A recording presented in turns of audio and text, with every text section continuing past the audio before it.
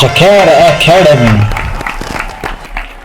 Hello welcome back to Jacar Academy. So ಇವತ್ತಿನ ವಿಡಿಯೋದಲ್ಲಿ ನಾವು SA1 ಗೆ ಸಂಬಂಧಿಸಿದಂತೆ ಹಾಗೂ 9th ಕ್ಲಾಸ್ಗೆ ಸಂಬಂಧಿಸಿದಂತೆ ಅರ್ಧವಾರ್ಷಿಕ ಪರೀಕ್ಷೆಗೆ 2024ರಲ್ಲಿ ಬರುವಂತಹ ಪ್ರಶ್ನೆ ಪತ್ರಿಕೆಯ ಒಂದು ಮಾಡೆಲ್ ಅನ್ನ ನೋಡೋಣ. ಮಾಡೆಲ್ ಪ್ರಶ್ನೆ ಪತ್ರಿಕೆಯನ್ನ ನೋಡೋಣ. ಸೊ ಅವರಿಗೇನು ಕೂಡ ಈ ಒಂದು ವಿಡಿಯೋವನ್ನ ವೀಕ್ಷಿಸಿ. ಸೊ ಬನ್ನಿ ತಡ ಮಾಡದೆ ವಿಡಿಯೋವನ್ನ ಪ್ರಾರಂಭ ಮಾಡೋಣ. 9ನೇ तरगति अर्धवार्षिक परीक्षा 9th मिड टर्म एग्जाम यानी कि SA1 एग्जाम के लिए यह प्रश्न पत्रिका बनाई जा रही है और निर्धारित पाठ्यक्रम है. ಸೊ ಈ ಒಂದು ಪರೀಕ್ಷೆಗೆ ಯಾವೆಲ್ಲ ಪಠ್ಯಕ್ರಮವನ್ನು ತೆಗೆದುಕೊಳ್ಳಲಾಗಿದೆ ಹಾಗೂ ಬೋರ್ಡ್ ಕಡೆಯಿಂದನೂ ಕೂಡ ಕಲ್ಯಾಣ ಕರ್ನಾಟಕ ಭಾಗದಲ್ಲಿ KK ರೀಜನ್ ಅಲ್ಲಿನೂ ಕೂಡ ಡಿಸ್ಟ್ರಿಕ್ಟ್ ವೈಸ್ ಜಿಲ್ಲೆವಾರು ಪ್ರಶ್ನೆ ಪತ್ರಿಕೆಗಳನ್ನ ಹಂಚಿಕೆ ಮಾಡಲಾಗುತ್ತಿದೆ. ಸೊ ಅಲ್ಲಿನೂ ಕೂಡ ಇದೇ ಒಂದು ಪ್ಯಾಟರ್ನ್ ಫಾಲೋ ಅಪ್ ಅನ್ನ ಮಾಡ್ತಾರೆ. ಸೊ ಬನ್ನಿ ಆ ಒಂದು ಪಠ್ಯಕ್ರಮವನ್ನ ಮೊದಲನೇದಾಗಿ ನೋಡೋಣ. ಗದ್ಯ ಭಾಗದಿಂದ ನೋಡುವುದಾದ್ರೆ ಗುಲಾಬ್ ಸಿಂಹ, ಸ್ವಾಮಿ ವಿವೇಕಾನಂದ್, ಮೌಸಿ, ಚೀರಾ ಪುಂಜಿ ಸೆ ಆಯಾ ಹೂಂ, ಭೀಮ್ ಔರ್ ರಾಕ್ಷಸ್. ಇನ್ನೊಂದು ನಫೆ ಕೆ ಚಕ್ಕರ್ ಮೇ, ನಫೆ ಕೆ ಚಕ್ಕರ್ ಮೇ. ಇದನ್ನು ಕೂಡ ಪಾಠ ಇರಲಿದೆ. ಒಟ್ಟು 6 ಗದ್ಯ ಪಾಠಗಳು ಹಾಗೂ ಪದ್ಯ ಭಾಗವನ್ನ ನೋಡುವುದಾದರೆ ಜಯ ಜಯ ಭಾರತ್ ಮಾತಾ, ಅನುಶಾಸನ್ ಹಿ ಶಾಸನ್ ಹೈ और पर्यावरण बचाओ ಒಟ್ಟಿಗಾಗಿ 3 ಪದ್ಯ ಪಾಠಗಳು, ಅಂದ್ರೆ ಒಟ್ಟಿಗಾಗಿ 9 ನಮ್ಮ ಪುಸ್ತಕದಲ್ಲಿ ಬರುವಂತಹ 9 ಪಾಠಗಳನ್ನು ತೆಗೆದುಕೊಳ್ಳಲಾಗುವುದು. ಪೂರಕ ವಾಚನದಿಂದ ನೋಡುವುದಾದ್ರೆ ಕಲ್ಪನಾ ಚೌಲವನ್ನ ತೆಗೆದುಕೊಂಡಿದೀವಿ. ಸೊ ಪಾಠದ ಹಿಂದ್ಗಡೆ ಪುಸ್ತಕದ ಹಿಂದಿನ ಬದಿಯಲ್ಲಿ ಇದನ್ನ ಕೊಡಲಾಗಿದೆ. ಒಲಿಂಪಿಕ್ ಕೇಳನ ನಾನು ಇಲ್ಲಿ ತೆಗೆದುಕೊಂಡಿದ್ದೀನಿ. ಕೆಲವೊಂದಿಷ್ಟು ಕಡೆ ಇದನ್ನ ಮಾಡಿದ್ರೆ ತಗೊಳ್ತಾರೆ ಅಥವಾ ಇಲ್ಲ ಅಂದ್ರೆ ಇಲ್ಲ, ಆದ್ರೆ ಇದಂತೂ ಫಿಕ್ಸ್ ಆಗಿ ಇರಲಿದೆ. ನಾನು ಇದು ಒಂದು ಕ್ವಶನ್ ಅನ್ನ ಕೇಳಿದ್ದೀನಿ ಅಷ್ಟೇ.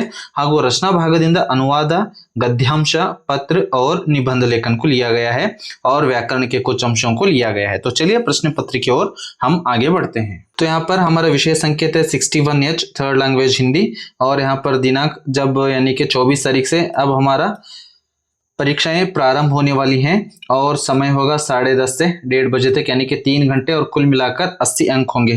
और यहाँ पर कुछ सामान्य सूचनाएं हैं, इसको आप बाद में पढ़ लीजिए. मुख्य प्रश्न 1 देखेंगे. निम्नलिखित प्रश्नों के लिए 4 विकल्प सुझाए गए हैं, उनमें से सर्वाधिक उचित विकल्प चुनकर उसके क्रमाक्षर सहित पूर्ण रूप से लिखिए. कुल मिलाकर 8 प्रश्न होंगे 8 अंकों के लिए. ಸೊ ಇದನ್ನ MCQ ಕ್ವಶನ್ ಅಂತಾನೂ ಕೂಡ ಕರಿತೀವಿ. ಮಲ್ಟಿಪಲ್ ಚಾಯ್ಸ್ ಕ್ವಶನ್, ಸರಿಯಾಗಿರುವಂತ ಆಯ್ಕೆಯನ್ನ ಮಾಡಿ ಬರೀಬೇಕು. पहला प्रश्न है निम्नलिखित में से संज्ञा शब्द है. ಕೆಳಗೆ ಕೊಟ್ಟಿರುವಂತಗಳಲ್ಲಿ ಸಂಜ್ಞಾ ಅಂದ್ರೆ ನಮಗೆಲ್ಲರಿಗೂ ಗೊತ್ತು ನಾಮಪದ ಅಂತ ಕರಿತೀವಿ. ನಾಮಪದ ಕೆಳಗೆ ಕೊಟ್ಟಿರುವಂತಗಳಲ್ಲಿ ನಾಮಪದ ಯಾವುದು? और आपके ऑप्शंस है तुम, बी वह, सी रामायण और डी वह. ಸೊ ಇದರಲ್ಲಿ ಯಾವುದು ನಾಮಪದ ಶಬ್ದ ಅನ್ನೋದನ್ನ ಬರಿಬೇಕಾಗಿರುವಂತದ್ದು. और प्रश्न 2 है डंडा शब्द का अन्य वचन रूप है. डंडा शब्दದ अन्य वचन रूप ಏಕವಚನ ಇದ್ರೆ ಬಹುವಚನ, ಬಹುವಚನ ಇದ್ರೆ ಏಕವಚನ. ಸೊ और आपके ऑप्शंस हैं ऑप्शन ए दंड, टी डंडा, ऑप्शन सी अंडे और ऑप्शन डी डंडे. प्रश्न 3 देखेंगे. बेगम शब्द का अन्य लिंग रूप है. ऑप्शंस हैं ऑप्शन ए राजा, ऑप्शन बी बेगम, ऑप्शन सी बादशाह, ऑप्शन डी बादशाही ಎನ್ನುವಂತದ್ದು. प्रश्न 4 देखेंगे.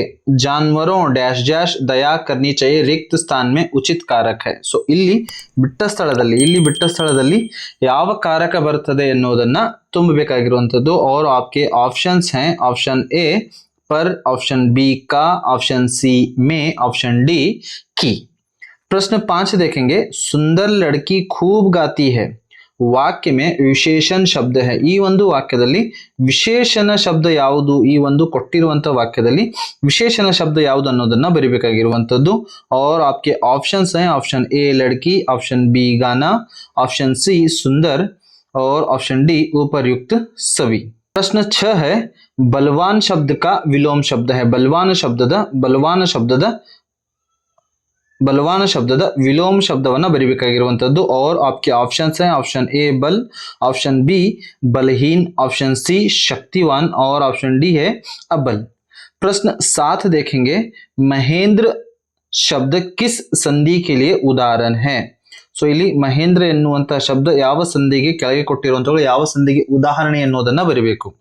और आपके ऑप्शंस हैं ऑप्शन अ आयादी, ऑप्शन बी दीर्घ संधि, ऑप्शन सी वृद्धि संधि और ऑप्शन डी है गुण संधि.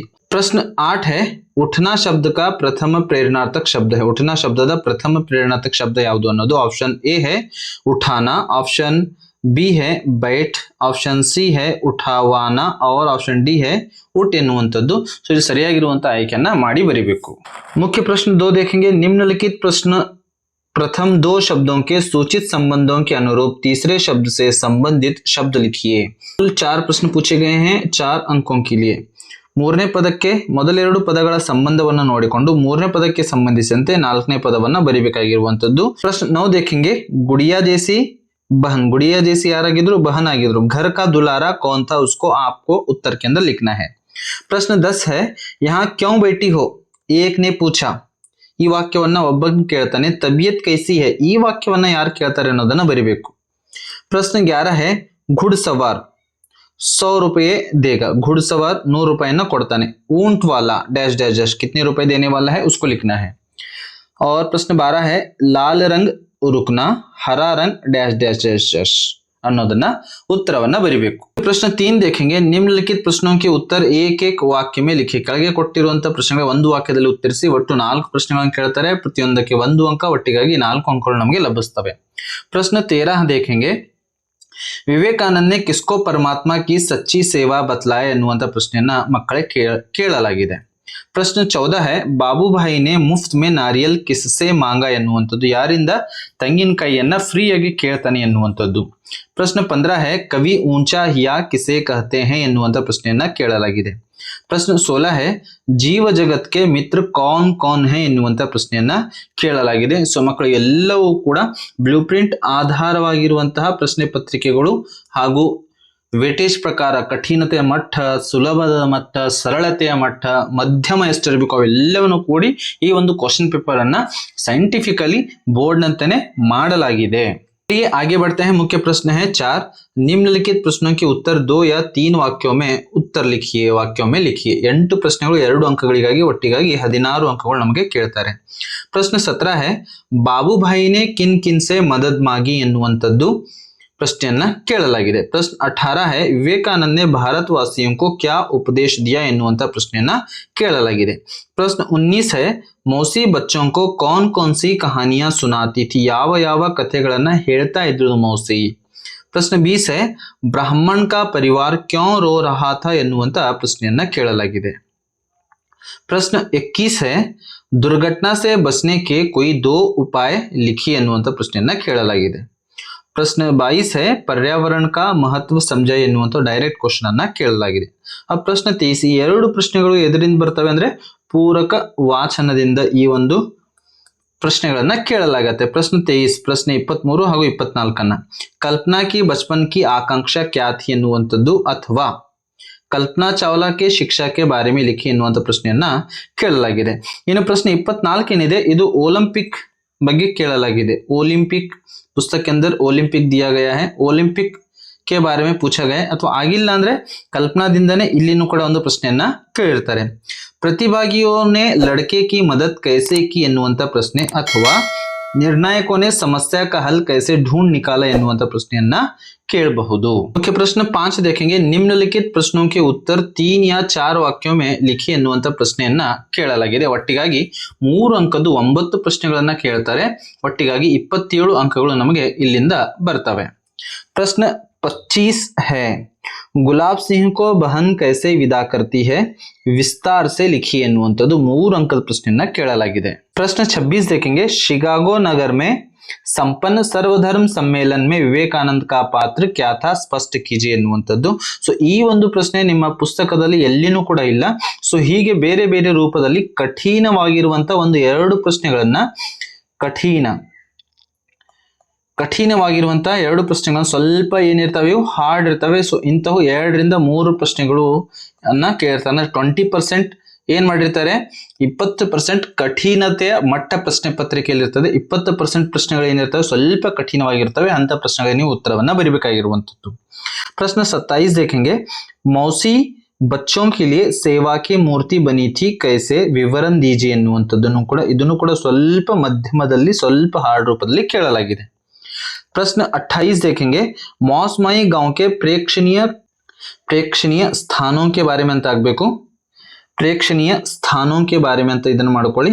ಪ್ರೇಕ್ಷಣೀಯ ಸ್ಥಾನೋं के बारे में ಅಲ್ಲಿ ಇರುವಂತ ಪ್ರೇಕ್ಷಣೀಯ ಸ್ಥಾನಗಳ ಬಗ್ಗೆ ಸೊ ಇದನ್ನು ಕೂಡ ಪುಸ್ತಕದಲ್ಲಿ ಕೊಟ್ಟಿಲ್ಲ ಸೊ ಇದನ್ನು ಕೂಡ ಅಪ್ಲೈಡ್ ಕ್ವೆಶ್ಚನ್ ರೂಪದಲ್ಲಿ ನಾವು ಇದನ್ನ ನೋಡಬಹುದು प्रश्न 29 देखेंगे भीम ने ब्राह्मण के परिवार के कष्ट को कैसे दूर किया अपने शब्दों में लिखिए ಎನ್ನುವಂತ ಪ್ರಶ್ನೆಯನ್ನ ಕೇಳಲಾಗಿದೆ प्रश्न 30 देखेंगे कवि ಭಾರತ್ ಮಾತಾ ಕೆ ಭೂಭಾಗ್ ಅಥವಾ ಪ್ರಕೃತಿ ಕಾ ವರ್ಣನ್ ಕೈಸೆ ಕರ್ತೆ ಹೈ ಎನ್ನುವಂಥದ್ದು ಇದನ್ನು ಕೂಡ ಒಂದಿಷ್ಟು ಮಧ್ಯಮದಲ್ಲಿ ಕೇಳಲಾಗಿದೆ ಜೈ ಜೈ ಭಾರತ್ ಮಾತಾ ಕವಿತಾ ಭಾಗದಿಂದ ಈ ಒಂದು ಪ್ರಶ್ನೆಯನ್ನ ಕೇಳಲಾಗಿದೆ और प्रश्न 31 है चौराहों पर दिए गए संकेतों को विस्तार से बताइए अथवा लिखिए ಎನ್ನುವಂತ ಪ್ರಶ್ನೆಯನ್ನು ಕೂಡ ಕೇಳಬಹುದು प्रश्न 32 हमारा जो होता है भावार्थ के लिए होता है 32ನೇ ಪ್ರಶ್ನೆ ಭಾವಾರ್ಥದ ಬಗ್ಗೆ ಇರ್ತದೆ ಕವಿತಾ ಕಾ ಭಾವಾರ್ಥ अपने शब्दों में लिखिए ಈ ಒಂದು ಕೆಳಗೆ ಕೊಟ್ಟಿರುವಂತ ಕವಿತೆ ಭಾವಾರ್ಥವನ್ನ ಬರಿಬೇಕು ध्वनि मिट्टी जल वायु आदि जीव जगत के मित्र सभी इनकी रक्षा करना अब कर्तव्य हमारा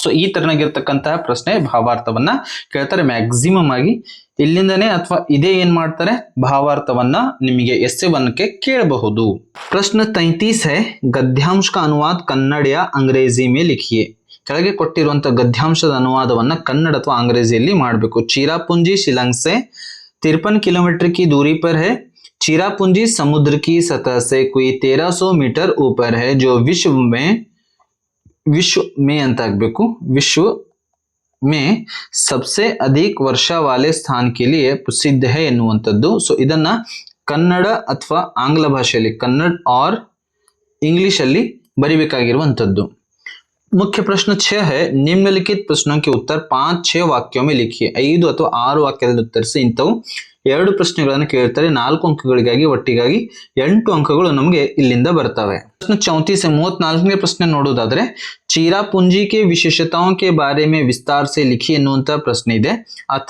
ಅಥವಾ ಪ್ರಶ್ನೆಯನ್ನು ಕೊಟ್ಟಿರ್ತಾರೆ मेघालय के 3 पर्वतीय अंचलों और उनकी विशेषताओं के बारे में विस्तार से लिखिए ಎನ್ನುವಂತ ಪ್ರಶ್ನೆಯನ್ನ ಕೇಳಲಾಗುತ್ತೆ और प्रश्न 35 है निम्नलिखित कवितांश पूर्ण कीजिए ಕೆಳಗೆ ಕೊಟ್ಟಿರುವಂತಹ ಪದ್ಯ ಭಾಗವನ್ನು ಪೂರ್ಣಗೊಳಿಸಿ ಸೊ ಜೈ ಜೈ ಭಾರತ್ ಮಾತಾದಿಂದನೇ ಆಲ್ಮೋಸ್ಟ್ ಏನ್ ಮಾಡಬಹುದು ನಿಮ್ಮ ಎಸ್ಸೆ ಒನ್ಗೆ ಕೇಳ್ತಾರೆ ऊंचा हिया Himalaya dash dash dash dash हरा भरा ऊंचा हिया हिमालय तेरा उसमें कितना स्नेह भरा सो आ ಒಂದು ಪದ್ಯ ಭಾಗವನ್ನು ಪೂರ್ಣಗೊಳಿಸಬೇಕು मुख्य प्रश्न 6 देखेंगे गद्यांश को ध्यान पूर्वक पढ़कर निम्नलिखित प्रश्नों के उत्तर लिखिए ಕೆಳಗೆ ಕೊಟ್ಟಿರುವಂತ ಗದ್ಯಾಂಶವನ್ನು ಓದಿಕೊಂಡು ಉತ್ತರವನ್ನ ಬರಿಬೇಕು ಒಂದು ಪ್ರಶ್ನೆ ಇರ್ತದೆ ಅಂದ್ರೆ 4 ಸಬ್ ಕ್ವೆಶ್ಚನ್ ಗಳನ್ನು ಕೊಟ್ಟಿರ್ತಾರೆ ಒಟ್ಟಿಗಾಗಿ ಈ ಒಂದು 36ನೇ ಪ್ರಶ್ನೆಗೆ ಒಟ್ಟು 4 ಅಂಕಗಳು ಇರ್ತವೆ प्रश्न 36 है वर्तमान काल को विज्ञापन का युग माना जाता है समाचार पत्रों के अतिरिक्त रेडियो और टेलीविजन भी विज्ञापन के सफल साधन हैं विज्ञापन का मूल उद्देश्य उत्पादक और उपभोक्ता में सीधा संपर्क स्थापित करना होता है जितना अधिक विज्ञापन किसी पदार्थ का होगा उतना ही उसकी लोकप्रियता बढ़ेगी इन विज्ञापनों पर धन तो अधिक व्यय होता है परंतु इनमें बिक्री बढ़ जाती है ग्राहक जब इन आकर्षक विज्ञापनों को देखते हैं तो वह उस वस्तु विशेष के प्रति आकृष्ट उस वस्तु को खरीदने के लिए ಬಾಧ್ಯ हो जाता है ಎನ್ನುವಂಥದ್ದು ಸೊ ಈ ಒಂದು ಪ್ಯಾಸೇಜ್ ನ ಕೊಟ್ಟಿರ್ತಾರೆ ಈ ಒಂದು ಪ್ಯಾಸೇಜ್ ಅಲ್ಲಿ ನಾವು ಏನ್ ಮಾಡಬೇಕು ಈ ಪ್ರಶ್ನೆಗೆ ಕೆಳಗೆ ಕೊಟ್ಟಿರೋ ಪ್ರಶ್ನೆಗಳಿಗೆ ಉತ್ತರವನ್ನ ಬರೆಯಬೇಕು ಪ್ರಶ್ನೆ ಕ है वर्तमान काल को कौन सा युग माना जाता है ಸೊ ಇದರ ಒಂದು ಉತ್ತರ ಮೇಲೆ ಪ್ಯಾಸೇಜ್ ಅಲ್ಲಿ ಕೊಟ್ಟಿರ್ತಾರೆ ಸೊ ಅದನ್ನು ಓದಿಕೊಂಡು ಬರೀಬೇಕು ख देखेंगे विज्ञापन के सफल साधन कौन कौन से हैं ಎನ್ನುವಂತ ಪ್ರಶ್ನೆನ ಕೇಳಲಾಗಿದೆ ಗ ಪ್ರಶ್ನೆ है किस पदार्थ की लोकप्रियता कब बढ़ेगी ಎನ್ನುವಂತ ಪ್ರಶ್ನೆಯನ್ನ ಕೇಳಲಾಗಿದೆ और प्रश्न घ है ग्राहक वस्तु विशेष के प्रति कब आकृष्ट होकर उस वस्तु को खरीदता है ಎನ್ನುವಂತದ್ದು ಇವೆಲ್ಲನೂ ಕೂಡ 4 ಪ್ರಶ್ನೆಗಳನ್ನು ಬರೆದರೆ 4 ಅಂಕಗಳು ನಮಗೆ ಲಭಿಸುತ್ತವೆ मुख्य प्रश्न 8 है और प्रश्न संख्या है 37 दिए गए संकेत बिंदुओं के आधार पर 12-15 वाक्यों में किसी एक विषय के बारे में निबंध लिखी ಎನ್ನುವಂತ ನಿಬಂಧವನ್ನ ಬರಿಬೇಕು ಒಂದು ನಿಬಂಧವನ್ನು ಬರಿಬೇಕು 4 ಅಂಕಗಳಿಗಾಗಿ ಮೊದಲನೇ ನೋಡೋದಾದ್ರೆ ಆಬಾದಿಕಿ ಸಮಸ್ಯೆ ಸೊ ಇಲ್ಲಿ ಪಾಯಿಂಟ್ಸ್ ಗಳನ್ನು ಕೊಟ್ಟಿದ್ದಾರೆ ಬಿಂದುಗಳನ್ನು ಕೊಟ್ಟಿದ್ದಾರೆ ಅದರ ತಕ್ಕಂತೆನೇ ಬರಿಬೇಕು ವಿಷಯ ಪ್ರವೇಶ कारण परिणाम और उपसंहार और ख है पर्यावरण प्रदूषण के बारे में पूछा गया है प्रस्तावना कारण नियंत्रण के उपाय और उपसंहार और वन महोत्सव के बारे में प्रस्तावना महत्व लाभ और उपसंहार सो ಈ